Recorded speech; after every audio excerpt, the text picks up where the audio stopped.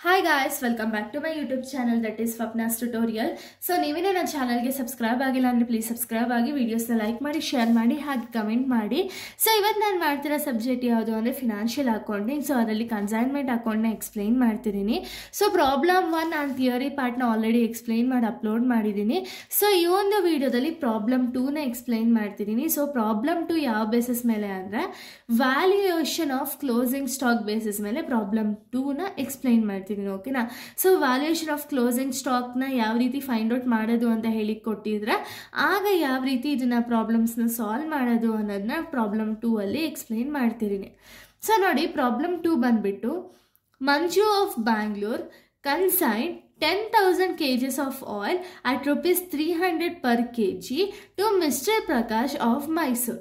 So ಇಲ್ಲಿ ಏನು ಮಾಡ್ತಿದ್ದಾರೆ ಅಂದರೆ ಮಂಜು ಅನ್ನೋರು 10,000 kgs ಆಫ್ ಆಯಿಲ್ನ 1 kgಗೆ 300 ರೂಪಾಯಿ ಅಂದಂಗೆ ಪ್ರಕಾಶ್ ಕಂಪನಿಗೆ ಕಳಿಸ್ಕೊಡ್ತಾರೆ. ಓಕೆನಾ. ಪ್ರಕಾಶ್ ಕಂಪ್ನಿ ಎಲ್ಲಿ ಲೊಕೇಟ್ ಆಗಿದೆ ಅಂದರೆ ಮೈಸೂರಲ್ಲಿ ಲೊಕೇಟ್ ಆಗಿದೆ.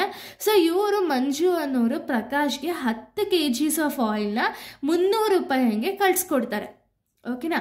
ಸೊ ಮಂಜು ಪೇ ಟ್ರಾನ್ಸ್ಪೋರ್ಟೇಷನ್ ಚಾರ್ಜಸ್ ₹25,000. ಮಂಜು ಅಂದರೆ ಯಾರು? ಕನ್ಸೈನರ್. ಸೊ ಕನ್ಸೈನರ್ ಏನು ಮಾಡ್ತಾರೆ ಅಂದರೆ 25,000 ರೂಪಾಯಿನ ಟ್ರಾನ್ಸ್ಪೋರ್ಟೇಷನ್ ಚಾರ್ಜಸ್ ಆಗಿ ಸ್ಪೆಂಡ್ ಮಾಡ್ತಾರೆ. ಓಕೆನಾ. Normal loss is 1000. Normal loss ಅಂದರೆ ನಾನು ಆಲ್ರೆಡಿ ಎಕ್ಸ್ಪ್ಲೈನ್ ಮಾಡಿದ್ದೀನಿ ಪ್ರೀವಿಯಸ್ ವಿಡಿಯೋದಲ್ಲೇ. ಅಂದರೆ ಇದು ಅನ್ಸರ್ಟನ್ ಆಗಿರುತ್ತೆ. ಸೊ ಇದನ್ನು ನಾವು ಅವಾಯ್ಡ್ ಮಾಡೋಕ್ಕಾಗಲ್ಲ. ಅದನ್ನು ನಾವು ನಾರ್ಮಲ್ ಲಾಸ್ ಅಂತೀವಿ. ಸೊ ನಾರ್ಮಲ್ ಲಾಸ್ ಎಷ್ಟಾಗಿದೆ ಅಂದರೆ 1000 kgs ನಾರ್ಮಲ್ ಲಾಸ್ ಆಗಿದೆ. ಅಂದರೆ ಇಲ್ಲಿ ಮಂಜು ಅವರು 10,000 kgsನ ಕಳಿಸ್ಕೊಡ್ತಾರಲ್ಲ ಪ್ರಕಾಶ್ಗೆ. ಸೊ 10,000 ರೂಪಾಯಲ್ಲಿ 1,000 ರೂಪಾಯಿ ಆಲ್ರೆಡಿ ಲಾಸ್ ಆಗೋಗಿದೆ. ಓಕೆನಾ. So Prakash receive the remaining consignment and paid unloading charges ₹10,000 and godown rent ₹24,000. ಅಂದರೆ ಇಲ್ಲಿ ಏನು ಲಾಸ್ ಆಗಿ ರಿಮೈನಿಂಗ್ 9,000 ಏನಿರುತ್ತೋ ಆ ಗೂಡ್ಸ್ನ ಪ್ರಕಾಶ್ ಅವ್ರು ಏನು ಮಾಡ್ತಾರೆ ಅಂದರೆ ರಿಸೀವ್ ಮಾಡ್ಕೊಳ್ತಾರೆ. ಓಕೆನಾ. ಈ ರಿಸೀವ್ ಮಾಡ್ಕೊಳ್ಳೋ ಟೈಮಲ್ಲಿ ಪ್ರಕಾಶ್ ಅವರು ಅನ್ಲೋಡಿಂಗ್ ಚಾರ್ಜಸ್ ಆಗಿ 10,000 ರೂಪಾಯಿ ಸ್ಪೆಂಡ್ ಮಾಡ್ತಾರೆ ಮತ್ತು ಗೋಡೌನ್ ರೆಂಟ್ ಆಗಿ 24,000 ರೂಪಾಯಿನ ಸ್ಪೆಂಡ್ ಮಾಡ್ತಾರೆ. ಸೊ ಇದರಲ್ಲಿ ನಾನ್ ರಿಕರಿಂಗ್ ಎಕ್ಸ್ಪೆನ್ಸಸ್ ಯಾವುದಾದ್ರು ಆ್ಯಂಡ್ ರಿಕರಿಂಗ್ ಎಕ್ಸ್ಪೆನ್ಸಸ್ ಯಾವುದಾದ್ರು ಅಂತ ನಾವು ಫಸ್ಟ್ ನೋಡ್ಕೋಬೇಕು. ಓಕೆನಾ. ಸೊ ಇವಾಗ ನಾವು ವ್ಯಾಲ್ಯೂಯೇಷನ್ ಆಫ್ ಕ್ಲೋಸಿಂಗ್ ಸ್ಟಾಕಲ್ಲಿ ನಾವು ಯಾವಾಗಲೂ ನಾನ್ ರಿಕರಿಂಗ್ ಎಕ್ಸ್ಪೆನ್ಸಸ್ಸೇ ತೊಗೊಳ್ಳೋದು. ಸೊ ನೋಡಿ, ಇದು ಅನ್ಲೋಡಿಂಗ್ ಚಾರ್ಜಸ್ ಅಂದರೆ ಇವಾಗ ಗೋಡೌನ್, ಇವಾಗ ಒಂದು ಗಾಡಿ ಅಂದ್ಕೊಳ್ಳಿ. ಓಕೆನಾ. ಈ ಗಾಡೀಲಿ ಗೂಡ್ಸ್ ಅನ್ನೋದಿರುತ್ತೆ. ಒಂದು ಟ್ರಕ್ಗೆ ಅಂದ್ಕೊಳ್ಳಿ. ಓಕೆನಾ. ಈ ಟ್ರಕ್ಕಲ್ಲಿ ಗೂಡ್ಸ್ ಅನ್ನೋದಿರುತ್ತೆ. ಈ ಗೂಡ್ಸು ಗೋಡೌನ್ವರೆಗೂ ಹೋಗಿ ಗೋಡೌನಲ್ಲಿ ಅನ್ಲೋಡ್ ಮಾಡ್ತಾರೆ. ನೋಡಿ, ಇಲ್ಲಿರೋ ಗೂಡ್ಸ್ ಎಲ್ಲ ಈ ಗೋಡೌನಿಗೆ ಇಳಿಸ್ಬೇಕಾದ್ರೆ ಆಗುವಂಥ ಖರ್ಚನ್ನ ಅನ್ಲೋಡಿಂಗ್ ಚಾರ್ಜಸ್ ಅಂತೀವಿ. ಓಕೆನಾ. ಈ ಖರ್ಚು ಯಾವಾಗಲೂ ಆಗುತ್ತಾ? ಇಲ್ಲ ಅಲ್ವಾ. ಸೊ ಯಾವಾಗ ಗೂಡ್ಸ್ ಬರುತ್ತೆ ಆವಾಗ ಮಾತ್ರ ಅನ್ಲೋಡಿಂಗ್ ಚಾರ್ಜಸ್ನ ಕೊಡ್ತೀವಿ. ಬಟ್ ಗೋಡೌನ್ ರೆಂಟ್ ಯಾವಾಗಲೂ ಕೊಡಲೇಬೇಕಾ? ಈ ಸ್ಪೇಸ್ ಏನಿದೆ ಆ ಸ್ಪೇಸಿಗೆ ನೀವು ಬಾಡಿಗೆ ಅನ್ನೋದು ಕೊಡಲೇಬೇಕಾ? ಸೊ ಅದನ್ನು ನಾವು ಅನ್ಲೋಡಿಂಗ್ ಗೋಡೌನ್ ರೆಂಟ್ ಅಂತೀವಿ. ಸೊ ಇದು ರೆಕರಿಂಗ್ ಎಕ್ಸ್ಪೆನ್ಸಸ್, ಇದು ಮಾತ್ರ ನಾನ್ ರೆಕರಿಂಗ್ ಎಕ್ಸ್ಪೆನ್ಸಸ್ಸು. ನಾವು ವ್ಯಾಲ್ಯೂಯೇಷನ್ ಆಫ್ ಕ್ಲೋಸಿಂಗ್ ಸ್ಟಾಕ್ ಮಾಡಬೇಕಾದ್ರೆ ಯಾವಾಗಲೂ ನಾನ್ ರೆಕರಿಂಗ್ ಎಕ್ಸ್ಪೆನ್ಸಸ್ನೇ ತಗೋಬೇಕು. ಓಕೆನಾ. Next Prakash sold 7,500 kgs of oil at ₹500 per kg. ಅಂದರೆ ಇವ್ರು ಏನು ಮಾಡ್ತಿದ್ದಾರೆ ಅಂದರೆ ಉಳಿದಿರೋ 9,000ದಲ್ಲಿ 7,500 kgನ 500 ರೂಪಾಯಿ 1 kgಗೆ 500 ರೂಪಾಯಿ ಅನ್ನಂಗೆ ಪ್ರಕಾಶ್ ಅವರು ಸೆಲ್ ಮಾಡಿದ್ದಾರೆ. ಸೊ ಇಲ್ಲಿ ನಾವೇನು ಮಾಡಬೇಕು ಅಂದರೆ ವ್ಯಾಲ್ಯೂ ಆಫ್ ಕ್ಲೋಸಿಂಗ್ ಸ್ಟಾಕ್ನ ನಾವು ಕ್ಯಾಲ್ಕುಲೇಟ್ ಮಾಡಬೇಕು. ಓಕೆನಾ. ಸೊ ಇಷ್ಟೇ ಸಿಂಪಲ್ ಆಗಿದೆ ಪ್ರಾಬ್ಲಮ್ಮು. ಏನು ಅಂದರೆ ಮಂಜು ಅವ್ರು ಏನು ಮಾಡ್ತಿದ್ದಾರೆ ಅಂದರೆ 10,000 ರೂಪಾಯಿ ಗೂಡ್ಸ್ನ ಅಂದರೆ 10,000 ರೂಪಾಯಿ kg ಆಫ್ ಆಯಿಲ್ನ ಪ್ರಕಾಶ್ ಕಂಪ್ನಿಗೆ ಕಳಿಸ್ತಿದ್ದಾರೆ. ಕಳಿಸ್ಬೇಕಾದ್ರೆ ಮಂಜು ಅವ್ರಿಗೆ ಏನೇನೆಲ್ಲ ಕಾಸ್ಟ್ ಇನ್ಕರ್ಡ್ ಆಗಿದೆ ಅಂದರೆ ಟ್ರಾನ್ಸ್ಪೋರ್ಟೇಷನ್ 25,000 ರೂಪಾಯಿ ಟ್ರಾನ್ಸ್ಪೋರ್ಟೇಷನ್ ಆಗಿದೆ. ಲಾಸ್ ಬಂದುಬಿಟ್ಟು 1,000 ಲಾಸ್ ಆಗಿದೆ. 10,000ದಲ್ಲಿ 1,000 ರೂಪಾಯಿ ಲಾಸೇ ಆಗೈತೆ. ಇನ್ನು ರಿಮೈನಿಂಗ್ನ ರಿಸೀವ್ ಮಾಡ್ಕೊಳ್ತಾರೆ ಪ್ರಕಾಶ್. ಇದರಲ್ಲಿ ಪ್ರಕಾಶ್ ಏನು ಮಾಡ್ತಾರೆ ಅಂದರೆ ರಿಸೀವ್ ಮಾಡ್ಕೋಬೇಕಾದ್ರೆ ಅನ್ಲೋಡಿಂಗ್ ಚಾರ್ಜಸ್ ಆಗಿ 1,000 ರೂಪೀಸ್ ಸ್ಪೆಂಡ್ ಮಾಡಿದ್ದಾರೆ ಆ್ಯಂಡ್ ಗೋಡೌನ್ ರೆಂಟ್ ಆಗಿ 24,000 ರೂಪಾಯಿನ ಸ್ಪೆಂಡ್ ಮಾಡಿದ್ದಾರೆ. ಇಲ್ಲಿ ಪ್ರಕಾಶ್ ಏನು ಮಾಡ್ತಿದ್ದಾರೆ ಅಂದರೆ 7,500 ರೂಪಾಯಿ kg ಆಯಿಲ್ನ 500 ರೂಪಾಯಿ kg ಆಗಿ ಸೆಲ್ ಮಾಡಿದ್ದಾರೆ. ಓಕೆನಾ. ಇವಾಗ ನೀವೇನು ಮಾಡಬೇಕು ಅಂದರೆ ವ್ಯಾಲ್ಯೂ ಆಫ್ ಕ್ಲೋಸಿಂಗ್ ಸ್ಟಾಕ್ನ ಫೈಂಡ್ ಔಟ್ ಮಾಡಬೇಕು. ಇದನ್ನು ಯಾವ ರೀತಿ ಫೈಂಡ್ ಔಟ್ ಮಾಡೋದು ಅಂದರೆ ಇವಾಗ ಸೊಲ್ಯೂಷನ್ನ ನೋಡಿದ್ಮೇಲೆ ನಿಮಗೆ ಗೊತ್ತಾಗುತ್ತೆ. ಓಕೆನಾ. ಈಗ ನಾವು ಡೈರೆಕ್ಟಾಗಿ ಸೊಲ್ಯೂಷನ್ಗೆ ಹೋಗೋಣ. ಸೊ ನೋಡಿ, ಇಲ್ಲಿ ಸೊಲ್ಯೂಷನ್ ಬಂದ್ಬಿಟ್ಟು calculation of valuation of closing stock. ಇಲ್ಲಿ ಪರ್ಟಿಕ್ಯುಲರ್ಸ್ ಕೆಜಿಸ್ ಅಮೌಂಟ್. ಸೊ ಇಲ್ಲಿ ಪರ್ಟಿಕ್ಯುಲರ್ಸ್ ಕೆಜಿಸ್ ಅಮೌಂಟ್. ಕೆಜಿಸ್ ಅಂತ ಯಾಕೆ ಹಾಕಿದ್ದೀನಿ ಅಂದರೆ ಇಲ್ಲಿ ಆಲ್ರೆಡಿ ಅವರು ಕ್ವಶನಲ್ಲಿ ಕೆಜಿ ಅಂತಲೇ ಮೆನ್ಷನ್ ಮಾಡಿದ್ದಾರೆ. ಸೊ ಅದಕ್ಕೆ ಕೆಜಿ ಹಾಕ್ತೀರಾ. ಇಲ್ಲಿ ಅಕಸ್ಮಾತ್ ಯೂನಿಟ್ಸ್ ಅಂತ ಕೊಟ್ಟಿದ್ರೆ ಯೂನಿಟ್ಸ್ ಹಾಕ್ತೀರಾ, ಅಥವಾ ಕಿಲೋಗ್ರಾಮ್ಸ್ ಅಂತ ಕೊಟ್ಟಿದ್ರೆ ಅದನ್ನು ಹಾಕೊಳ್ತೀರಾ, ಏನು ಇಲ್ಲಿ ಕೊಟ್ಟಿರ್ತಾರೋ ಅದನ್ನು ಹಾಕೊಳ್ತೀರಾ, ಅಮೌಂಟ್ ಕಾಲಮ್ ಹಾಕೋಬೇಕು. ಓಕೆನಾ. ಸೊ ಇಲ್ಲಿ ಫಸ್ಟು ಎಷ್ಟು ಗೂಡ್ಸು ಕನ್ಸೈನ್ ಆಗಿದೆ ಅನ್ನೋದನ್ನ ಫಸ್ಟ್ ನೋಡೋಣ. ಓಕೆನಾ. ಸೊ ಇಲ್ಲಿ ಎಷ್ಟು ಗೂಡ್ಸ್ನ ಕಳಿಸ್ಕೊಡ್ತಿದ್ದಾರೆ ಅಂದರೆ Manju company. So 10,000 kgs of oil at ₹300 per kg. So ಎಷ್ಟಾಗುತ್ತೆ cost of goods sold on consignment. ಎಷ್ಟು ಗೂಡ್ಸ್ ಸೋಲ್ಡ್ ಆಗಿದೆ ಅಂದರೆ ಕನ್ಸೈನ್ಮೆಂಟ್ ಆಗೋ ಟೈಮಲ್ಲಿ. ಆಮೇಲೆ ನೀವು ಸೋಲ್ಡ್ ಅಂದ ತಕ್ಷಣ ಈ ಸೇಲ್ಸ್ನ ತೊಗೊಳ್ಳೋದಲ್ಲ, ಈ ಸೇಲ್ಸು ಮತ್ತೆ ತೊಗೊಳ್ತೀರಾ, ಅದು ಯಾವಾಗ ಅಂತ ಹೇಳ್ತೀನಿ.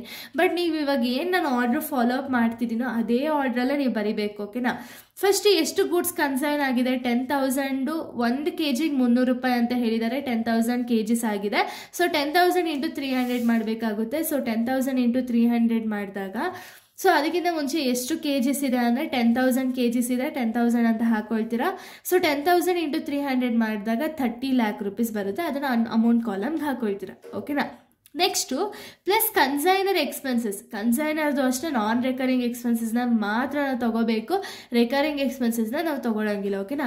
ನಾನ್ ರೆಕರಿಂಗ್ ಎಕ್ಸ್ಪೆನ್ಸಸಲ್ಲಿ ಸೊ ನೋಡಿ ಟ್ರಾನ್ಸ್ಪೋರ್ಟೇಷನ್ ಚಾರ್ಜಸ್ ಇದೆ ಮಂಜು ಅವ್ರದ್ದು. ಇವ್ರು ಕನ್ಸೈನರ್ ಅಲ್ವಾ. ಸೊ ಕನ್ಸೈನರ್ದು ಟ್ರಾನ್ಸ್ಪೋರ್ಟೇಷನ್ ಕಾಸ್ಟ್ ಇದೆ. ಟ್ರಾನ್ಸ್ಪೋರ್ಟೇಷನ್ ಯಾವಾಗಲೂ ಮಾಡ್ತಾರಾ? ಇಲ್ಲ. ಗೂಡ್ಸ್ ಯಾವಾಗ ಒಂದು ಜಾಗದಿಂದ ಇನ್ನೊಂದು ಜಾಗಕ್ಕೆ ಹೋಗುತ್ತೋ ಅವಾಗ ಮಾತ್ರ ಟ್ರಾನ್ಸ್ಪೋರ್ಟೇಷನ್ ಮಾಡೋದು.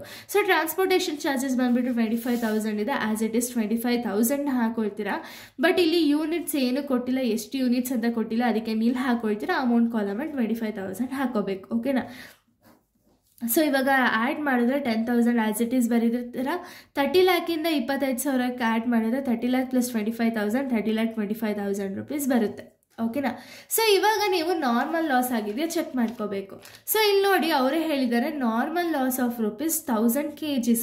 ಸೊ ಇಲ್ಲಿ ಅಮೌಂಟಲ್ಲಿ ಕೊಟ್ಟಿಲ್ಲ. ಸೊ ಅಮೌಂಟ್ನ ನೀವು ಹಾಕ್ಕೊಳ್ಳಲ್ಲ, ಬರೀ ಕೆಜಿಸಲ್ಲಿ ಮಾತ್ರ ಹಾಕೊಳ್ತೀರಾ. 1000 kgs ಕೊಟ್ಟಿದ್ದಾರೆ ಮೈನಸ್ ನಾರ್ಮಲ್ ಲಾಸ್. ಲಾಸ್ ಯಾವಾಗಲೂ ಮೈನಸ್ ಮಾಡ್ತೀರಲ್ಲ, ಸೊ ಅದಕ್ಕೆ ಮೈನಸ್ ನಾರ್ಮಲ್ ಲಾಸ್ 1000. ಸೊ ಇವಾಗ ಇದನ್ನು ಮೈನಸ್ ಮಾಡಿದ್ರೆ ಇಲ್ಲಿ ಯಾವುದೇ ಅಮೌಂಟ್ ಕಾಲಮ್ ಕೊಟ್ಟಿಲ್ಲ ಅಂತ ನೀವು ಹಾಕ್ತೀರಾ. ಇದನ್ನು ನೀವು ಮೈನಸ್ ಮಾಡಿದಾಗ ನಿಮಗೆ 10,000 - 1,000 ಮಾಡಿದಾಗ 9,000. 3,25,000 ಅಲ್ಲಿ ಏನೋ ಡಿಡಕ್ಟ್ ಮಾಡಿಲ್ಲ. ಸೊ ಅದಕ್ಕೆ 30 lakh 25,000 ಹಾಕೋಬೇಕು. ಓಕೆನಾ. ನೆಕ್ಸ್ಟ್ ಮತ್ತೆ ಕನ್ಸೈನಿ ಎಕ್ಸ್ಪೆನ್ಸಸ್ನ ಆ್ಯಡ್ ಮಾಡ್ಕೊಳ್ತೀರಾ. ಇವಾಗ ಆಲ್ರೆಡಿ ಇಲ್ಲಿ ಕನ್ಸೈನರ್ ಎಕ್ಸ್ಪೆನ್ಸಸ್ನ ಆ್ಯಡ್ ಮಾಡಿದ್ದೀರಾ. ನೆಕ್ಸ್ಟ್ ಕನ್ಸೈನಿ ಎಕ್ಸ್ಪೆನ್ಸಸ್ನ ಆ್ಯಡ್ ಮಾಡ್ತೀರಾ. ಕನ್ಸೈನಿದು ಕೂಡ ನಾನ್ ರೆಕರಿಂಗ್ ಎಕ್ಸ್ಪೆನ್ಸಸ್ನ ಮಾತ್ರ ನೀವು ತಗೋಬೇಕು. ಓಕೆನಾ. ಸೊ ಇಲ್ಲಿ ನೋಡಿ ಅನ್ಲೋಡಿಂಗ್ ಚಾರ್ಜಸ್ ಅಂತ ಕೊಟ್ಟಿದ್ದಾರೆ. ಅನ್ಲೋಡಿಂಗ್ ಚಾರ್ಜಸ್ ಎಷ್ಟಿದೆ ಅಂದರೆ 1,000 ಇದೆ, 10,000 ಇದೆ. ಬಟ್ ಗೋಡನ್ ರೆಂಟು ಕೊಟ್ಟಿದ್ದಾರೆ 24,000. ಇದನ್ನು ಕನ್ಸಿಡರ್ ಮಾಡಬೇಡಿ.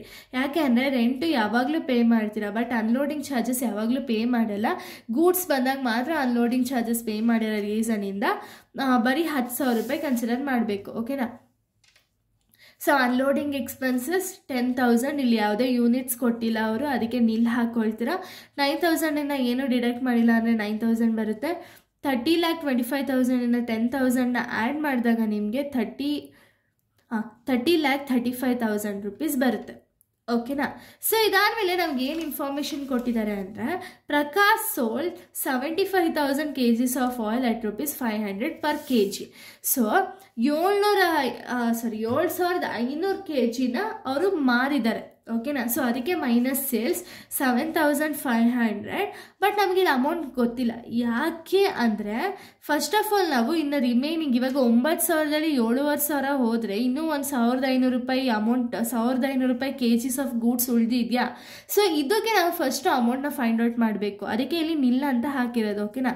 ಅದಕ್ಕೆ ನೀವು ವರ್ಕಿಂಗ್ ನೋಟ್ ಮಾಡಬೇಕಾಗುತ್ತೆ. ವರ್ಕಿಂಗ್ ನೋಟ್ ಅಂದರೆ ಏನು ಅಂದರೆ ಸೊ ಇಲ್ಲಿ ಬಂದುಬಿಟ್ಟು ಫೈನಲ್ ಆಗಿ ನಮಗೆ ಗೂಡ್ಸ್ ಬಂದಿರೋದೆಷ್ಟು 9,000 ರೂಪಾಯಿ ಗೂಡ್ಸ್ನ ಬಂದಿದೆ. ನೋಡಿ ಇಲ್ಲಿ 10,000 ರೂಪಾಯಿ 1,000 ರೂಪಾಯಿ ಡಿಡಕ್ಟ್ ಮಾಡಿದ್ದೀವಿ. ಸೊ ಅದಕ್ಕೆ 9,000 ಆಫ್ ಗೂಡ್ಸ್ ಬಂದಿದೆ. ಎಷ್ಟು ರೂಪಾಯಿಗೆ ಬಂದಿದೆ? 30 lakh 35,000 rupeesಗೆ ಬಂದಿದೆ. ಓಕೆನಾ. ಈಗ 9,000ದಲ್ಲಿ 7,500 ರೂಪಾಯಿ ಅವ್ರು ಸೆಲ್ ಮಾಡಿದರೆ ಇನ್ನು ರಿಮೈನಿಂಗ್ ಅಮೌಂಟ್ ಎಷ್ಟಿದೆ? 1,500 ರೂಪಾಯಿ ರಿಮೈನಿಂಗ್ ಅಮೌಂಟ್ ಇದೆ. ಸೊ ಅದಕ್ಕೆ ಇವಾಗ ನಾವು 1,500 ರೂಪಾಯಿಗೆ ಎಷ್ಟು ಅಮೌಂಟ್ ಅಂತ ಫೈಂಡ್ ಔಟ್ ಮಾಡೋದಕ್ಕೆ ಕ್ರಾಸ್ ಮಲ್ಟಿಪ್ಲಿಕೇಶನ್ ಮಾಡ್ತೀವಿ. ಓಕೆನಾ. ಕ್ರಾಸ್ ಮಲ್ಟಿಪ್ಲಿಕೇಶನ್ ಮಾಡಿದಾಗ 1,500 × 30 lakh 35,000 ಡಿವೈಡೆಡ್ ಬೈ ಇಲ್ಲಿ ಏನು 9,000 ಇದೆಯೋ ಅದನ್ನು ಹಾಕೊಳ್ತೀವಿ. 1500 ಇಂಟು 30,35,000 ಡಿವೈಡೆಡ್ ಬೈ 9,000 ಮಾಡಿದ್ರೆ 5,05,833. ಸೊ ಇದು ಸೇಲ್ ಆಗಿ ರಿಮೈನಿಂಗ್ ಆಗಿರೋ ಅಮೌಂಟ್, ಓಕೆನಾ. ಸೊ ಇದನ್ನು ನಾವು ಕ್ಲೋಸಿಂಗ್ ಸ್ಟಾಕ್ 9,000 ಮೈನಸ್ 7,500 ಮಾಡಿದಾಗ 1,500 ಬರುತ್ತೆ. ಸೊ ಇವಾಗ ಇಲ್ಲಿ ಏನು ಫೈಂಡ್ ಔಟ್ ಮಾಡಿರ್ತೀರಲ್ಲ ಅದನ್ನು ಇಲ್ಲಿ ಬರೀತೀರಾ 5,05,833. ಇದು ಕ್ಲೋಸಿಂಗ್ ಸ್ಟಾಕ್ ಅಂದರೆ ವ್ಯಾಲ್ಯೂ ಆಫ್ ಕ್ಲೋಸಿಂಗ್ ಸ್ಟಾಕ್ ಇಷ್ಟು, ಓಕೆನಾ. ಸೊ ನಾನು ನೆಕ್ಸ್ಟ್ ವೀಡಿಯೋನ ನಾನು ಬೇರೆ ಒಂದು ಪ್ರಾಬ್ಲಮ್ನ ಎಕ್ಸ್ಪ್ಲೈನ್ ಮಾಡ್ತೀನಿ. ಸೊ ಇಲ್ಲಿಗೆ ಒಂದು ವಿಡಿಯೋ ಅನ್ನೋದು ಕಂಪ್ಲೀಟ್ ಆಯಿತು. So thank you guys, thanks for watching.